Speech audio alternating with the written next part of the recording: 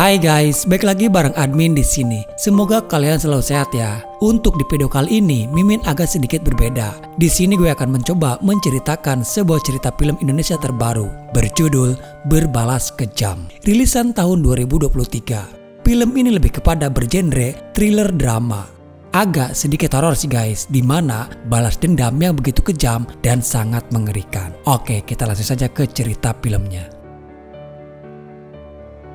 Pada malam itu di kediaman rumah Adam bersama dengan keluarga kecilnya. Adam dengan Lina sang istri dikaruniai seorang putra bernama Nara. Keluarga bahagia, idaman semua orang dan hampir nyaris sempurna. Adam adalah seorang arsitektur. Terlihat di sana juga Nara sedang sibuk merangkai mainan rumahnya. Nara bercita-cita ingin seperti sang ayah, menjadi seorang arsitektur yang hebat. Nara adalah anak yang pintar dan juga aktif, namun ternyata Nara juga mempunyai asma. Di saat bersamaan, ternyata di malam itu adalah ulang tahun Adam. Perayaan sederhana namun sangat berkesan bagi Adam. Lina lalu memberikan sebuah kado spesial untuk suami tercinta. Dia memberikan kado jam tangan yang cukup mahal. Ternyata Adam sangat menyukai pemberian jam tangan itu. Jam tangannya cocok di tangan Adam. Tak lama terdengar pintu rumah mereka yang diketuk. Awalnya Adam mengira itu kejutan lagi dari Lina. Tapi Lina membantah. Dia juga tidak tahu siapa yang datang. Dan saat Adam membuka pintunya, ternyata itu orang lain yang tidak Adam kenal. Orang asing itu menanyakan orang yang bernama Prio. Adam yang tidak mengenal Prio, apalagi di sana tidak ada orang lain lagi selain keluarga Adam. Dia yang merasa mereka salah alamat, Adam pun lalu menutup pintunya kembali. Namun ternyata mereka malah memaksa menerobos masuk ke dalam rumah. Ketiga orang itu langsung memukuli Adam hingga Adam pun terjatuh dan langsung mengikat kaki dan tangan Adam dengan menggunakan lakban. Ternyata ketiga komplotan itu adalah para perampok. Masing-masing dari mereka membagi tugas. Karni yang memasuki kamar, menggeledah menjarah semua uang dan barang-barang berharga lainnya. Sementara yang lain mengamankan Lina yang terus berteriak. Adam hanya bisa menyaksikan ketika Lina yang dihajar habis-habisan. Salah satu dari mereka juga mengamankan Nara yang bersembunyi di dalam kamar. Nara yang terus berteriak membuat perampok itu panik dan membekap mulutnya Nara. Nara yang mempunyai asma tak bisa bertahan lama saat si perampok itu membekam mulutnya. Dan tak sengaja si perampok justru malah membunuhnya. Mereka pun terkejut saat melihat Nara yang sudah tewas. Karena kejadian ini di luar rencana mereka. Lina yang kembali bangkit lalu menikam Karni dengan pecahan beling. Dan mengenai tepat di salah satu matanya. Naas, Lina pun tak bisa bertahan lama dan tewas karena luka tusukan di perutnya. Adam yang tak berdaya hanya bisa menyaksikan kengerian yang terjadi kepada orang-orang tercintanya.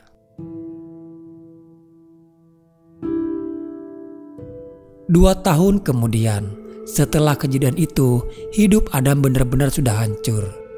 Adam seperti sudah hilang harapan. Kehilangan orang-orang tercinta menjadi pukulan terberat bagi Adam. Adam benar-benar berada di titik terendah dalam hidupnya. Kesedihan yang mendalam dan amarah seperti sudah mendarah daging di dalam tubuh Adam. Sulit bagi dia untuk bisa melupakan kejadian itu. Seiring berjalannya waktu, Adam perlahan mulai membuka diri, mencoba menyembuhkan diri dan kembali masuk bekerja.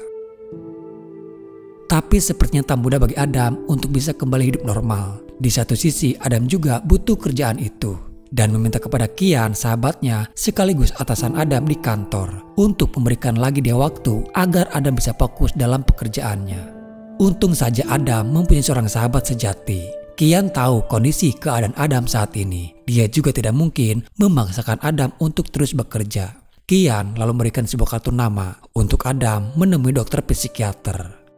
Kian berkata Adam harus menemuinya. Walaupun Adam sebelumnya sudah pernah mendatangi berbagai macam dokter psikiater. Tapi untuk dokter yang satu ini, Kian yakin dokter itu bisa membantu Adam. Jujur saja selama 2 tahun ini, Adam menjalani hidup dengan kesendirian. Selama itu pula, Adam tersiksa dengan luka dan kesedihannya. Dalam setiap lamunan ingatan itu selalu muncul kembali. sebenarnya ada rasa keinginan Adam untuk melupakan kejadian di masa lalu. Adam berpikir gak ada salahnya kalau dia mencoba untuk menemui dokter psikiater itu. Singkatnya, bertemulah dia dengan Amanda, dokter psikiater yang disarankan oleh Kian. Adam, silakan duduk. Adam aja. Cara Amanda mentreatment Adam memang berbeda. Amanda tidak lantas langsung ke inti permasalahan Adam. Amanda membiarkan Adam senyaman mungkin untuk bisa berbicara dengannya dan hanya bertanya yang ringan-ringan saja. Sembari Amanda juga memantau kondisi psikisnya Adam, separah apa Adam mengalami traumanya itu. Sebenarnya Amanda sudah tahu cerita Adam dari Kian tentang masa lalu Adam. Hanya saja Amanda ingin mendengar langsung dari Adam sendiri. Karena untuk melawan trauma di masa lalu, Adam harus berani mengingat kembali kejadian itu. Walaupun berat, tapi akhirnya Adam pun mau dan mulai bercerita banyak dengan Amanda. Kian cerita soal kejadian yang menimpa kamu.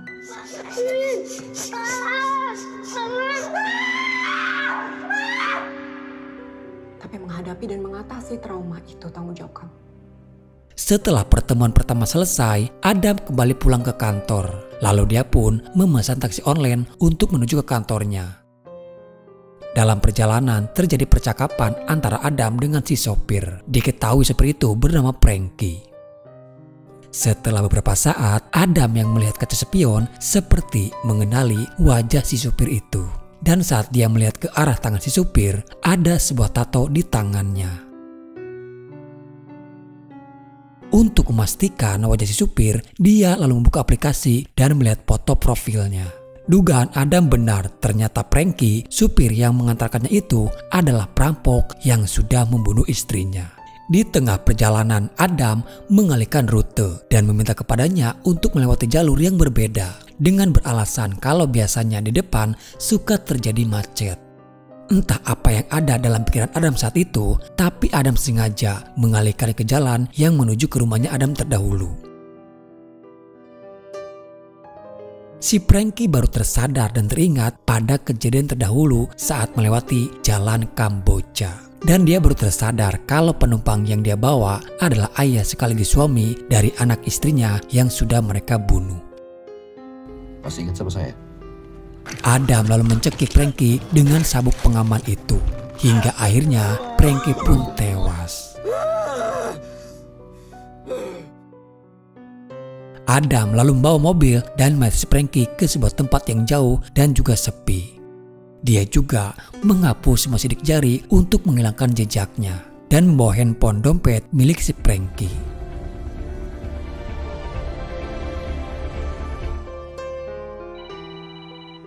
Di pagi harinya, dari handphone si Frankie, justru kini Adam bisa dengan mudah menemukan komplotan para perampok lainnya. Sebagai catatan saja guys, sebenarnya Adam di sini tidak ada niatan untuk balas dendam.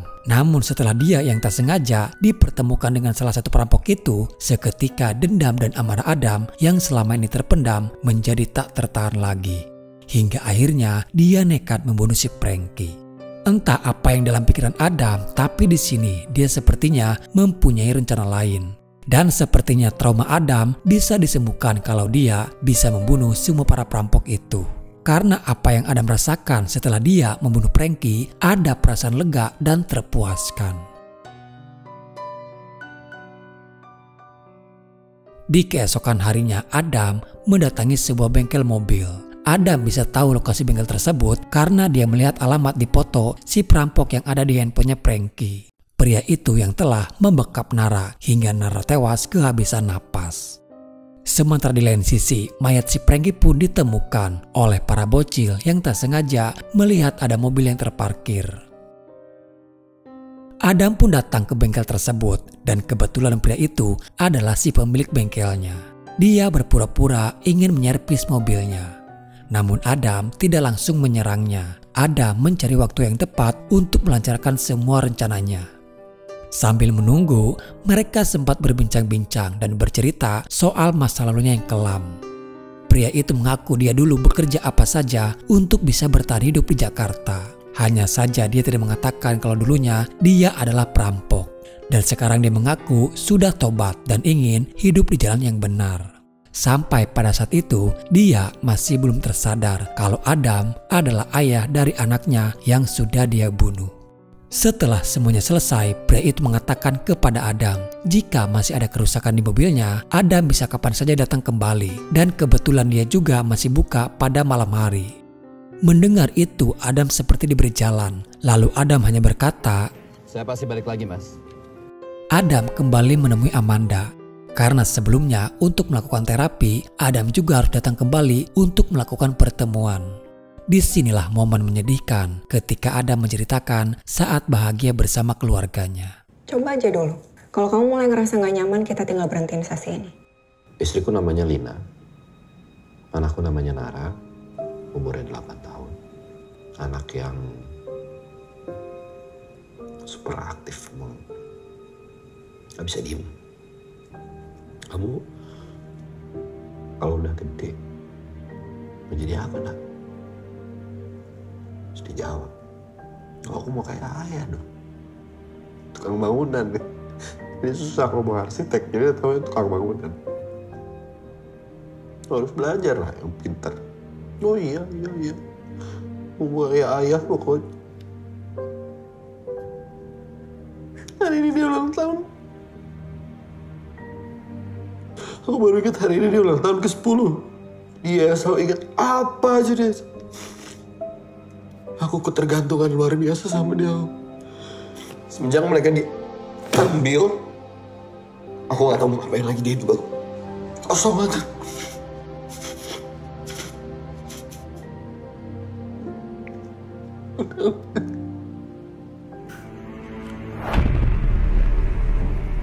Di keesokan harinya, Adam sempat mampir ke toko bangunan. Dia membeli palu, pralon, lakban, dan juga tang penjepit. Adam benar-benar sudah dikuasai oleh hawa nafsunya sendiri. Dia datang pada saat malam hari, di mana di bengkel hanya ada pria itu sendirian.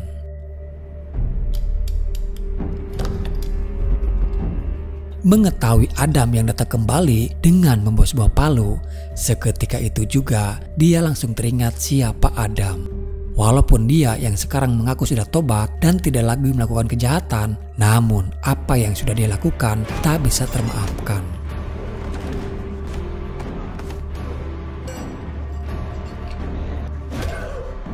Adam yang sudah tak kenal ampun lagi menyiksanya seperti penderitaan Nara saat Nara kehabisan napas karena dibekapnya. Adam mengikat mulutnya dengan lakban lalu dipasangkan sebuah pipa pralon. Setelah selesai menyiksanya, Adam memasukkan pipa itu ke dalam knalpot mobil. Lalu menyalakan mobil hingga pria itu pun tewas dengan mulutnya dipenuhi asap mobil.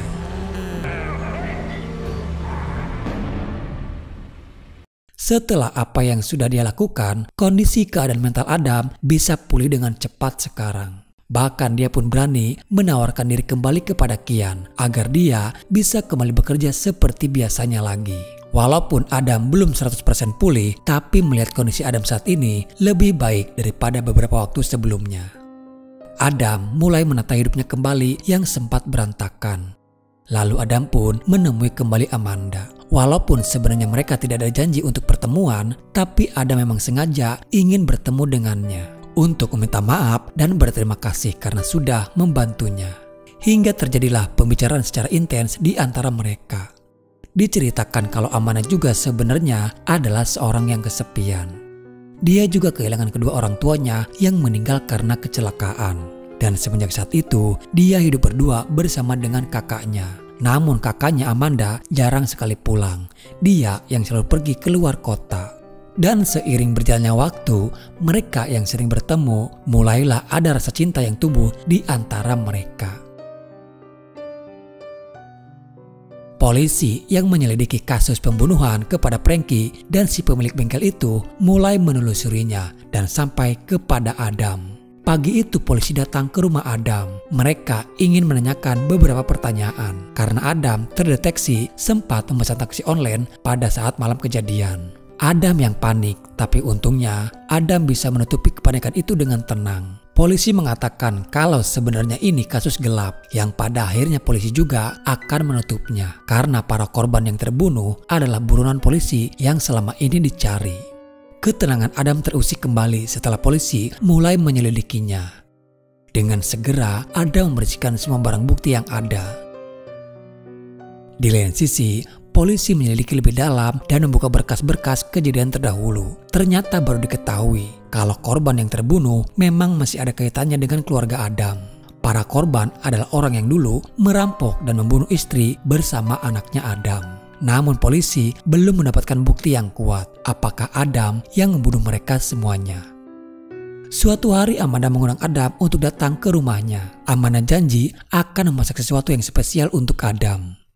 Lalu siang itu datanglah Adam ke rumahnya Amanda. Secara kebetulan pada hari itu juga kakaknya Amanda ada di rumah. Setelah sekian lama dia menghilang. Dan betapa terkejutnya Adam saat mengetahui kalau ternyata kakaknya Amanda adalah Carney, pria yang dulu merampok rumahnya Adam. Jujur guys, gue pribadi merasa kalau Baim Wong cocok berperan menjadi seorang psikopat. Sikapnya yang dingin, kalem, tapi mematikan.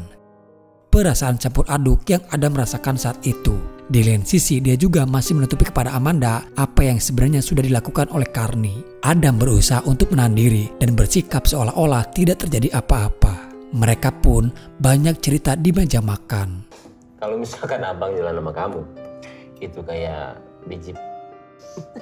Carney berterus terang kepada Adam kalau dirinya menghilang karena baru saja keluar dari penjara. Seketika suasana pun menjadi berubah. Amanda yang merasa tak enak hati kepada Adam. Tapi selain mantan penjahat, ternyata Carney juga jago dalam memasak. Carney mencoba mengenal jauh siapa Adam. Carney juga sudah tahu sedikit dari Amanda kalau Adam yang kini sudah menduda. Air mata Adam mulai menetes seperti sudah tak tahan lagi dengan amarahnya yang mulai memuncak. Aku ada janji sama orang. Lanjut cerita, polisi masih menelusuri jejak Adam dan menemui Amanda di kantornya. Di sini Amanda menjadi tahu dari polisi apa yang sedang terjadi dengan Adam. Polisi itu juga sedang mencari informasi tambahan. Namun Amanda tidak memberitahukan semuanya soal sikap Adam belakangan ini. Karena itu adalah rahasia klien Amanda dan Amanda bertanggung jawab atas semua rahasia kliennya. Amanda pun mulai khawatir, takut kalau memang Adam yang telah membunuh mereka. Lalu dia mencoba memutar kembali beberapa rekaman pembicaraan dia dengan Adam beberapa waktu yang lalu. Amanda mencoba mengaitkan semua cerita Adam dengan kejadian beberapa waktu hingga saat Adam bertemu dengan kakaknya. Dari yang badannya besar, berewokan, jalannya pincang. Dari yang punya tato ikan di tangan kiri, saya ingat semuanya. Hingga Amanda pun bisa menyimpulkan kalau memang benar Adamlah yang telah membunuh mereka karena sebuah dendam. Adam kembali mendatangi rumah Amanda. Dia tahu Amanda masih berada di kantornya. Terlihat Carney ada di dalam rumah sendirian. Sementara Amanda sendiri malah datang ke rumahnya Adam. Disinilah akhirnya mereka bertemu kembali. Akhirnya datang juga. Dari awal, Carney sebenarnya sudah tahu siapa Adam. Pas pertama kali gue ketemu sama lo, gue lihat lo. Gue tahu kehidupan gue sekarang ya seperti ini. Hidup gue yang beda. Saat itu Carney masih sempat-sempatnya memotong rambut.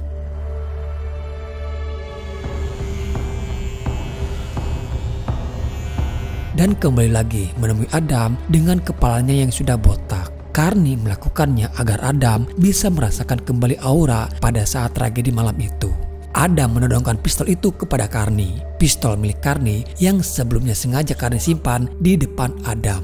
Sebenarnya Carney sendiri dengan tulus meminta maaf kepada Adam atas semua kejahatan yang sudah dia lakukan kepada keluarga Adam. Dan Carney kini sudah bertobat. Carney sempat menasihati Adam untuk memikirkan masa depannya sekarang dan melupakan kejadian di masa lalu.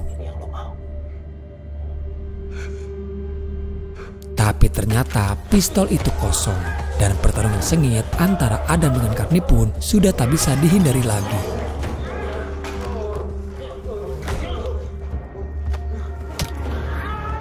Tapi pada akhirnya Carney pun yang harus terjatuh. Adam mengikat Karni dengan lakban seperti apa yang dulu pernah Karni lakukan kepada Adam. Dan saat Adam yang akan menghantam Karni dengan palu, tiba-tiba terdengar suara anak kecil yang memanggil ayah. Ternyata itu adalah anak dan istri Karni. Seketika Adam mulai luluh dan tak kuasa jika harus membunuh Karni di depan istri dan anaknya. Karni menangis meminta kepada mereka untuk pergi dari sana dan memohon kepada Adam untuk jangan melukai mereka. Jika Adam ingin membunuhnya, Karni rela dibunuh, tapi jangan menyakiti istri dan anaknya. Orang kuat sekarang jangan diapain mereka. Pergi. Itu anak sama istriku. Jangan. Tak lama kemudian, Amanda pun datang. Kalau kamu lakuin ini, kamu sama aja sama mereka. Perkataan Amanda membuat Adam pun terjatuh tak berdaya. Dia yang dikuasai oleh hawa nafsu dendam dan amarahnya sendiri. Tapi untunglah Adam masih bisa mengendalikan dirinya dan menyerahkan diri kepada polisi.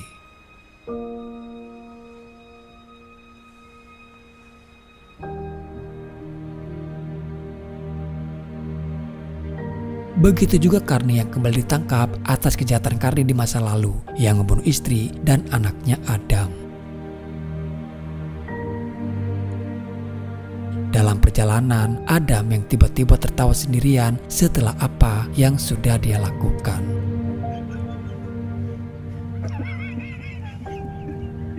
Adam terus saja tertawa hingga film ini pun selesai.